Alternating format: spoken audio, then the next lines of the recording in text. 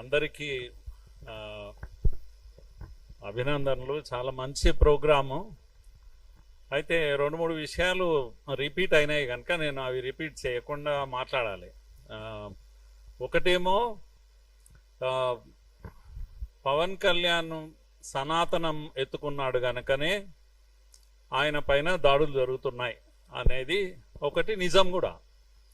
తర్వాత తెలిసో తెలియకనో అమాయకంగానో రంగులన్నీ బయటకు వచ్చినాయి. ఆయన చెగువీర పెట్టుకొని తిరిగినోడు, ఎర్రకండువా వేసుకొని తిరిగినోడు ఇప్పుడు సనాతనం అంటే మంట ఎవనుకో మండుతుంది, కాలుతుంది. ఆ మంట ఇక్కడ వ్యక్తమైంది అంతే. ఎక్కడో కాలుతుంది చెప్పుకోలేక తెలంగాణ వ్యతిరేక ఉద్యమంగా మార్చే ప్రయత్నం చేశారు. ఓపెన్గా చెప్పాలంటే ఇది తెలంగాణ ఆంధ్ర సమస్యనే కాదు, మళ్ళీ అందరు చెప్తున్నారు ఇది. మరి ఏం సమస్య అంటే కడుపు మంట సమస్య, కమ్యూనిస్టుల యొక్క కడుపు మంట సమస్య. అది ఓపెన్గా చెప్పాలని. అయితే వీడు కాటికి కాలు జాపుకున్న కమ్యూనిజం అని ఒక 30 ఏళ్ల క్రితమే పుస్తకం చదివిన. ఇప్పుడేమో ఆ కాళ్ళు కూడా లేవు, అని మాయమైపోయినాయిగా. ఈ దశలో కూడా అది ఏమంటామంటే ఆరిపోయే దీపం లాంటిది. అది కొద్దిగా గట్టిగా వెలుగుతుంది, చివరి ప్రయత్నం చేస్తుంది. ఏదో ఏం చేద్దామనే తెలియని ఒక ప్రయత్నం చేస్తూ ఉంది. ఇది మనం అర్థం చేసుకోవాలి కంప్లీట్గా. రెండో విషయం ఏంటంటే ఈ చస్తున్న కమ్యూనిజము ఎవనో ఒకని చంపి చావాలని చూస్తుంది కనుక దేశమంతా హిందుత్వ వేవ్ వస్తూ ఉంది కనుక అరే ఇక్కడి వరకు వచ్చేస్తుంది, బెంగాల్ అయిపోయింది, ఇంకా తెలంగాణకు వచ్చేటట్టుంది, ఏం చేయాలి అని ఆందోళన ఇదంతా కూడా. కనుక ఈ మొత్తం నరేటివ్స్ యొక్క వార్లో రాజకీయ పార్టీల ప్రమేయం లేనే లేదు. దీంట్లో కాంగ్రెస్ లేదు, సోకాళ్ళు తెలంగాణ కోసం అన్నటువంటి కేసీఆర్ వాయిస్ లేదు, ఎవరిది లేదు, చంద్రబాబు కూడా లేదు, ఎవరిది లేదు. మరి ఎవరిది అంటే రాజకీయాలకు అతీతమైన శక్తులు ఎవరికైతే చచ్చే సావు వచ్చిందో వాళ్ళ సమస్య ఇది. ఇప్పుడే కాదు ఇది, ఇంతమూలు మీరు చెప్పారు కదా చాలా క్లియర్గా. గో బ్యాక్ ఉద్యమాలు ఈ రాష్ట్రంలో చాలా వ్యూహాత్మకంగా చాలా ఇదిగా ప్లాన్ చేస్తూ ఉన్నారు, ప్రతి డిజైన్ చేస్తున్నారు ప్రోగ్రామ్స్. కనుక గో బ్యాక్ ఉద్యమాలన్నీ కూడా ఇవే, ఈ చచ్చిపోతున్న అంతరించిపోతున్న వామపక్షవాదుల యొక్క నస ఇది. కనుక ఈ ఉద్యమాలన్నీ డిజైన్ చేస్తూ ఉంటారు. ఒక మార్వాడైనా ఒక దళితుని కొట్టాడు, చలో ఇందులో నుంచి తీసుకొని ఒక ఉద్యమం చేయి, go back Marwari go back, వీడు గో బ్యాక్, వాడు గో బ్యాక్, ఇప్పుడేమో పవన్ కళ్యాణ్ గో బ్యాక్. నేనేమంటున్నా అంటే ఈ గో బ్యాక్ ఉద్యమాలలోనే సమస్య ఉంది, తెలంగాణకే సమస్య ఇది. తెలంగాణ వాదులందరూ, తెలంగాణ ప్రజలందరూ కూడా అలర్ట్ కావాల్సిన సమయం ఇది. ఏ పార్టీకి ఓటేసినా సరే, కానీ ఈ గో బ్యాక్ ఉద్యమాల బలం పెరగకూడదు, గొంతు నలిపేయాలి, బూటు కాలతో గొంతు నలిపేయాలి గో బ్యాక్ ఉద్యమాల యొక్క గొంతు. ఇది తెలంగాణ ఆంధ్ర సమస్య గానే కాదు అసలు. ఎందుకంటే మనం అంటే తెలంగాణ వాళ్ళం, హైదరాబాద్ ఇస్ము, మనకు ఒక చరిత్ర ఉంది. మిత్రుడు చెప్పాడు కదా ఇంత మొదలు, అంబేద్కర్ మహాశయుడు ఎందుకు హైదరాబాద్ నే చూజ్ చేసుకున్నారు, ఎందుకు సెకండ్ క్యాపిటల్ గా ఆయన చూజ్ చేసుకున్నారు, మళ్ళీ అది కూడా వివాదం చేస్తున్నారు ఇప్పుడు. ఎందుకంటే దేశంలో ఢిల్లీ తర్వాత అలాంటి కాస్మోపాలిటన్ కల్చర్ ఎవ్వరు, ఏ రాష్ట్రం వాళ్ళైనా ఏ దేశం వాళ్ళైనా కూడా నిశ్చింతగా ఇక్కడ బ్రతకొచ్చు అని ఇంతమూలు మిత్రుడు చెప్పారు కదా. లింగ్డో ఉదాహరణకు, నార్త్ ఈస్ట్ ఆయన ఎక్కడో ఆయన అదేంటి సిఈసి దీంట్లో పనిచేసి రిటైర్ అయితే ఆయన ఏడ హాయిగా ఉంటుందని వెతుకుంటూ వచ్చి ఈడ ఒక ఇల్లు కట్టుకొని ఈడ ఉన్నాడు. ఎందుకు? ఈడ హాయిగా ఉంటుంది, ఏ ప్రమాదం ఉండదు, గొడవలు ఉండవు, వాతావరణం కూడా బాగుంటుంది. ఇక్కడ అందరు వస్తారు. అందరు వస్తే మంచిదా చెడ్డదా అది నేను అడుగుతున్నా. అందరు వచ్చి అందరు ఈడ బతుకుతుంటే అది మంచిదా చెడ్డదా? అందుకే బెంగాల్లో ఇప్పుడు మీరు చూస్తున్నారు ఏమైతుంది బెంగాల్లో. ప్రజాస్వామ్యం గురించి మాట్లాడే వాళ్ళ గురించి నేను చెప్తున్నా.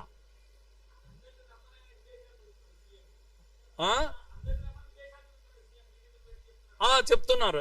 జ్యోతి బస్ తర్వాత ఎవరైనా మీరు బుద్ధదేవ్ ఇచ్చిన ఎలక్షన్ మేనిఫెస్టోలో ఏమన్నాడంటే, పరిశ్రమలు అన్ని కూడా ఇక్కడికి రాండి, మీకు మేము సెక్యూరిటీ ఇస్తాం, మా కార్మిక సంఘాల యాక్టివిటీని మూత పెడతాం అని చెప్పిండు.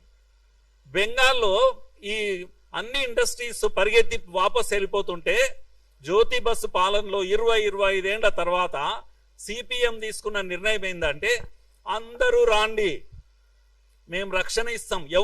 ఎవరి నుంచి రక్షణ ఇస్తారు? తమ క్యాడర్ నుంచి. సిపిఎం క్యాడర్ కార్మిక సంఘాల నుంచి రక్షణ ఇస్తాం, కార్మిక సంఘాల పని ఆపేస్తాం. ఇది సిపిఎం చేసినటువంటి ఇది. ఇప్పుడు అదే సమస్య ఇక్కడ కూడా తేవాలని చూస్తున్నాయి శక్తులన్నీ కూడా. టాటా గురించి బుద్ధదేవ్ భట్టాచార్య టాటాను తెచ్చుకుంటే మమతా బెనర్జీ దాని మీదనే కదా గొడవ చేసింది, వాపస్ వెళ్ళిపోయింది గుజరాత్కు. ఇప్పుడు ఈ గో బ్యాక్ ఉద్యమాలతో ఆ ప్రమాదం హైదరాబాద్కు వస్తుంది. మరో తెలంగాణ ఉద్యమం దీనిపైన చేయాలి మనం. ఏది? గో బ్యాక్ ఉద్యమాల పైన మనం. హైదరాబాద్కు సరోజిని నాయుడు వచ్చింది, ఇక్కడికి ఆడబిడ్డ లాగా ఇక్కడ బ్రతికింది, ఇక్కడనే పెళ్లి చేసుకున్నది, ప్రేమ పెళ్లి. రాజగోపాలాచారి ఆయన పేరు. నిజాం కాలేజీలో పనిచేస్తున్న ప్రొఫెసర్ను పెళ్లి చేసుకున్నది. గొప్ప రచయిత, గాన కోకిల కదా. అలాంటి ఒక గొప్ప రచయిత తన ఆస్తిలంతా మన హైదరాబాద్కి ఇచ్చి గోల్డెన్ థ్రెషోల్డ్ అని చెప్పేసి సెంట్రల్ యూనివర్సిటీకి ఇచ్చిపోయింది. ఇప్పుడు మన పిల్లలు చదువుకుంటున్నారు హైదరాబాద్ సెంట్రల్ యూనివర్సిటీకి. హైదరాబాద్ అందాల గురించి నేను ఆమె చదివిన కనుక చెప్తున్నా. ఈ మూసి అందాలు ఎంత బాగుండేవో ఆ రోజుల్లో ఆమె వర్ణిస్తుంది. మనం మూర్చొచ్చి పడిపోతాం, మూసి ఇంత అందంగా ఉండేదా అని. ఎవరు ఇది? వీళ్ళంతా తెలంగాణ వాళ్ళు కాదు. మొదటి బిర్లా, శంకర్ నారాయణ బిర్లా స్టోరీలో చదివితే మీకు ఈ దేశానికి సంపద ఇచ్చిన బిర్లాలు, టాటాలు ఎవరినైతే మీరు ముద్ర వేశారో, దోపిడీదారులుగా ముద్రలు వేశారు ఈ కమ్యూనిస్టులు. ఆ వీధిలో నిలబడి మీరు చెప్పండి, దోపిడీదారులు ఎవరు అంటే టాటాలు, బిర్లాలు, ఇప్పుడైతే అంబానీలు, అదానీలు. ఇవన్నీ రైమింగ్ వర్డ్స్. ఈ కమ్యూనిస్టులు జనం నోట్లో పెడతారు ఇలాంటివి. కనుక శంకర్ నారాయణ బిర్లా ఇక్కడ వచ్చి ఉద్యోగం చేసుకున్నాడు, ఇక్కడ జ్యువెలరీ షాప్ లో పనిచేశాడు, డబ్బు సంపాదించుకున్నాడు. తిరిగి తన ఊరికి వెళ్ళి అక్కడ ఒక ఇంజనీరింగ్ కాలేజ్ పెట్టిండు. దాన్నే మనము బిట్స్ పిలాని అంటాం ఇప్పుడు. అక్కడి నుంచి వచ్చి బాంబేలో బాగా డబ్బు సంపాదించాడు. మాంచెస్టర్ కు కాటన్ పంపి కోటీశ్వరుడు అయిపోయాడు. కనుక ఈ డబ్బులని తీసుకుపోయి ఏం చేశాడు? ఇక్కడ హైదరాబాద్ వచ్చి హైదరాబాద్ కు రుణపడి ఉండాలని ఇక్కడ బిర్లా ఇదేంటి బిట్స్ పిలాని కట్టాడు, ఇక్కడ బిట్స్ కట్టాడు. ఇక్కడ మళ్ళీ దేశంలో ఎక్కడ కట్టలేదు. బిర్లా టెంపుల్ కట్టాడు. అరే ఇటువంటి స్టోరీస్ ఎంత చెప్పాలి చెప్పండి?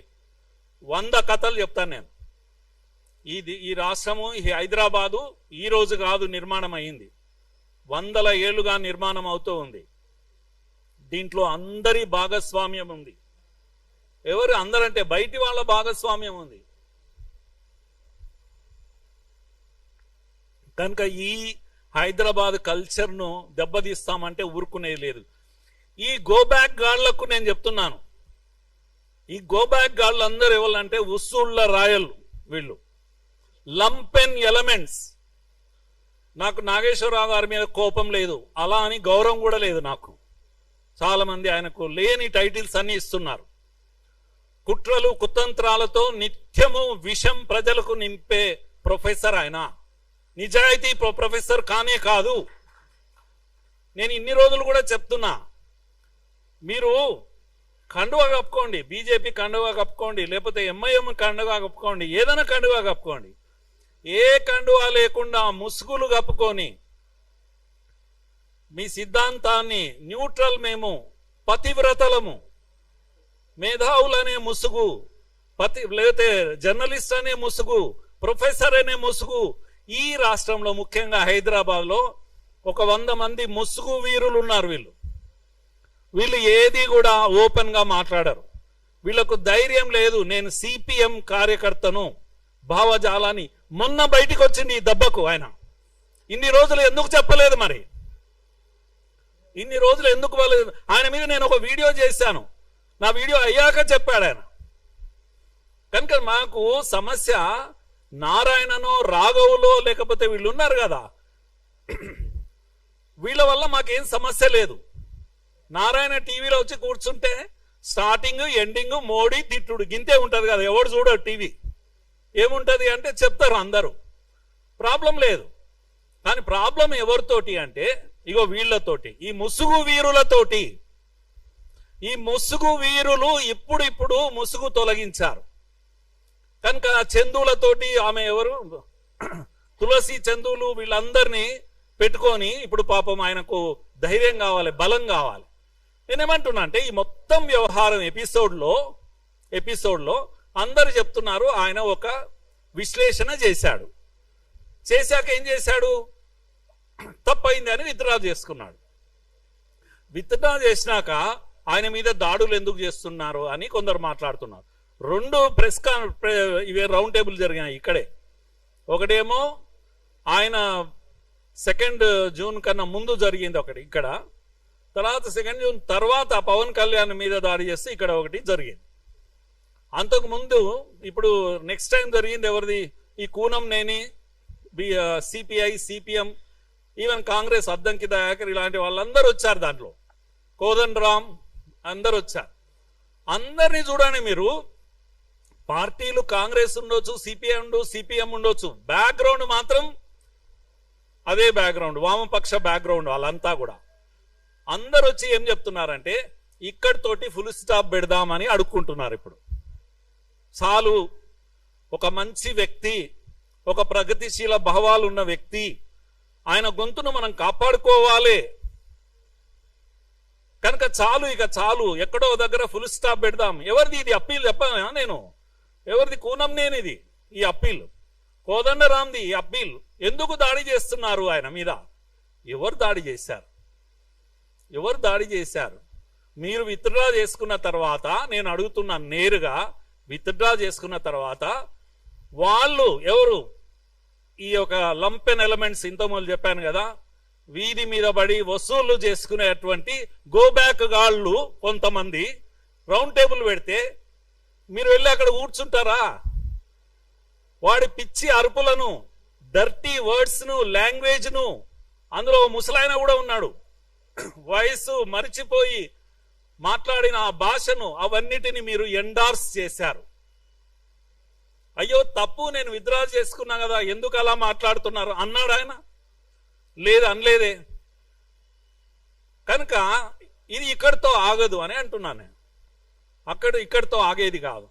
కనుక మన ఫైట్ ఎవరి మీదనంటే ఈ యొక్క పొలిటికల్ పార్టీస్ పైన కాదు, ఇది ఒక ఐడియాలజికల్ ఫైట్, ఇది సిద్ధాంతపరమైన పోరాటం. ఇది మనము బలమైన తెలంగాణ వాదులము, మనము బూటకపు తెలంగాణ వాదులు వచ్చి ఈరోజు తెలంగాణ వాదిని నెత్తికెత్తుకొని దీనికి రాజకీయ రంగు పూస్తా ఉన్నారు. తెలంగాణ అనే భావన ఏదైతే ఉందో అది పవిత్రమైనది. ఎవడంటే వాడు వచ్చి అడ్డంగా వాడుకుంటామంటే చూస్తూ ఊరుకునేది లేదు. కనుక ఇంత మొదలు శశి చెప్పాడు కదా, కేసీఆర్ ఉద్యమంలోకి రాకముందు నుంచి 94లోనే మేము ఇక్కడ ఈ గోదావరి నుంచి శ్రీశైలం వరకు సస్యశ్యామల యాత్ర తీశాం మేము. కనుక కేసీఆర్ కు ఆలోచన రాలేదు అప్పటికి, ఇంకా పవర్ ఎంజాయ్ చేస్తున్నారు అప్పుడు. అంతేకాదు 97లోనే బీజేపీ రెజల్యూషన్ కన్నా, కాకినాడ తీర్మానం కన్నా 1 year బిఫోర్ 97లోనే 97 బిగినింగ్ లో ఏబీవీపీ నెల్లూరులో తీర్మానం చేసింది తెలంగాణ ప్రత్యేక రాష్ట్రంగా ఏర్పడాలి అని. ఇది ఏది దేశాన్ని, జాతీయవాదాన్ని నమ్మే ఏబీవీపీ నెల్లూరుకు వెళ్లి తీర్మానం చేసింది. ఆంధ్ర కార్యకర్తలను, ఏబీవీపీ కార్యకర్తలను కాన్ఫిడెన్స్ లోకి తీసుకొని తీర్మానం యునానిమస్ గా చేశాము. నేనే తీర్మానం పెట్టాను. ఆ తర్వాత బీజేపీ కూడా దాన్ని టేకప్ చేసింది. సో ఇలాంటి ఒక చరిత్ర ఉన్న వాళ్ళం మనము. కనుక తెలంగాణ వాదంలో అందరికన్నా ముందున్న వాళ్ళము మనమే. తర్వాత అందరూ జైన్ అయ్యారు, అది వేరే విషయం. దాంట్లో కారణాలు ఉన్నాయి. నేనేమంటున్నా, మీరు పెట్టిన ప్రెస్ కాన్ఫరెన్స్ లో ఎవరి కొరకు పెట్టారు? నాగేశ్వర్. అందుకే నేను ఇప్పటి నుంచి ప్రొఫెసర్ నాగేశ్వర్ను, మీరు దయచేసి ప్రొఫెసర్ అనకండి. ఆయన ప్రొఫెసర్గా ఆయన చరిత్ర కూడా బాగలేదు. ఆయన యూనివర్సిటీలో 10 గంటలకు వచ్చి పాఠం చెప్పుకొని పరిగెత్తాలి, ప్రైవేట్గా చాలా కాలేజెస్లో క్లాసులు ఇవ్వాలి, డబ్బులు కలెక్షన్ చేసుకోవాలి, తర్వాత టీవీ 10లో కూర్చోవాలి, ఈవినింగ్ వరకు డబ్బు డబ్బు డబ్బు, ప్రతి నిమిషము డబ్బు, పాఠం చెప్పితే డబ్బు, మాట్లాడితే డబ్బు, మాట్లాడకుండా ఉండడానికి కూడా డబ్బు. ఇది డబ్బు కోసం ఎవరినన్నా అడగండి. ఆయన చేసే ప్రతి చర్య డబ్బు కోసమే, మాట్లాడేది అందుకోసమే, మాట్లాడకుండా ఉండడము అందుకోసమే, లెఫ్ట్ అండ్ రైట్ సంపాదన కోసమే జీవితాన్ని అర్పించాడు. అందుకే సిపిఎం చెప్పుకుంటే పైసలు రావని చెప్పుకోలేదు.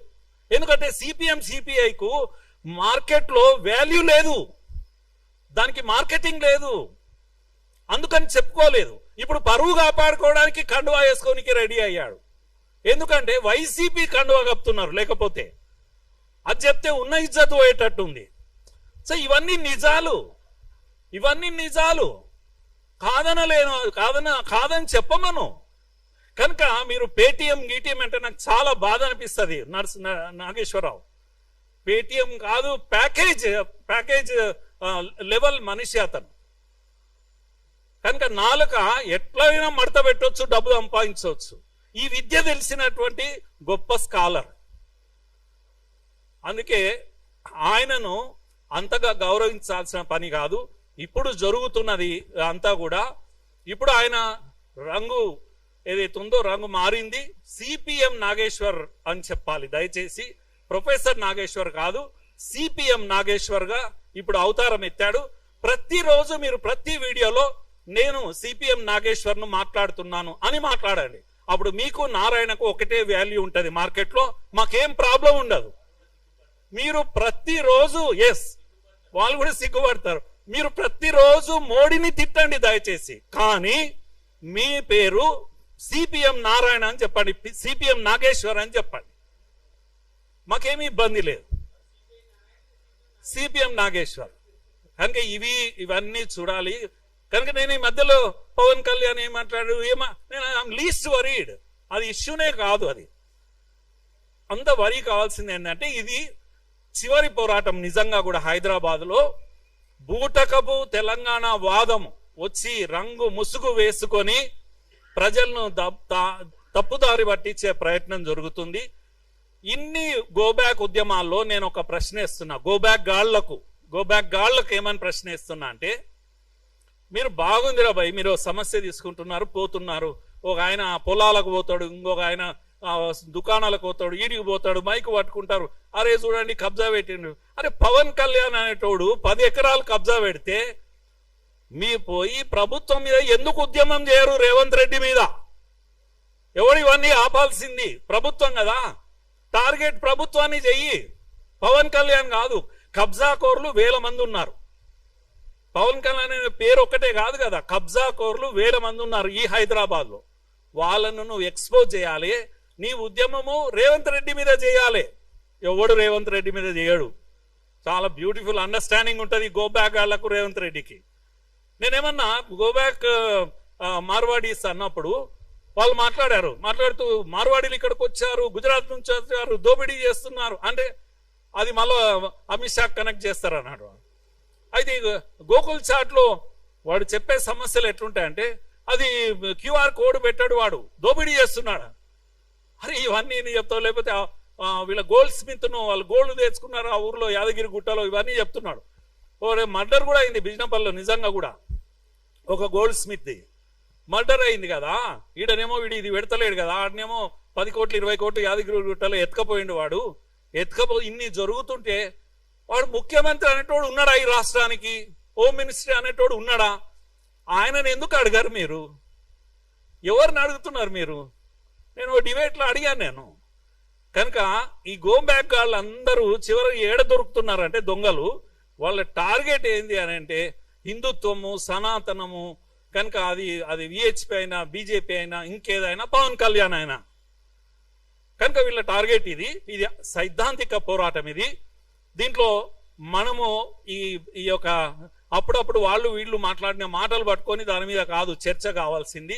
వీళ్ళను ఎక్స్పోజ్ చేయాలి, వీళ్ళ ముసుగులు తొలగించాలి, ఎవడు ఏందనేది చెప్పాలి. వాడెవడు శ్యామ్ అంటాడు, ఒకడు రామ్ అంటాడు, టైటిల్ తెలంగాణ అంటాడు. ఈడ తెలంగాణ పెద్ద పెద్ద ఉద్యమాలు ఆయన శశి చెప్తున్నాయి 30 కేసులు 40 కేసులు.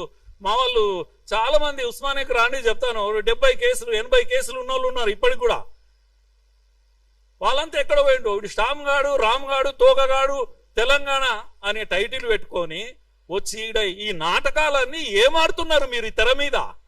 అయ్యో ఈయన మైకు పట్టుకొని పోతాడు, ఈడ కబ్జా చేస్తాడు. అడుగు రేవంత్ రెడ్డి ఎందుకు అడుగు, అసలు కేసై ముందు కేసై మొత్తం ల్యాండ్ గుంజుకోండి. తెలంగాణ ప్రభుత్వం ఎందుకు ఓన్ చేసుకుంటలేదు?